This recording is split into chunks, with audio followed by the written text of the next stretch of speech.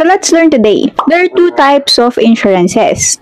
First is life insurance, and the second is non-life insurance. So ano ba yung kaibahan ng dalawa?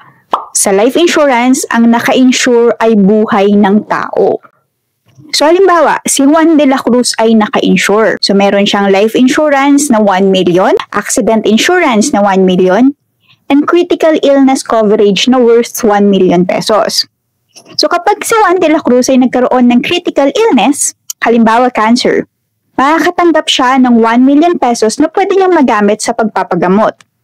Kung si Juan de la Cruz naman ay hindi gumaling at tuluyang mamaalam, may 1 million na marireceive ang mga napili niyang beneficiaries. Kaya ano naman yung gamit noong accident insurance niya, di ba? So halimbawa, hindi naman nagkasakit si Juan de la Cruz, ngunit na-aksidente siya at sa kasamaang palad ay hindi siya nag-survive. So may 2 million na matatanggap yung mga beneficiaries niya.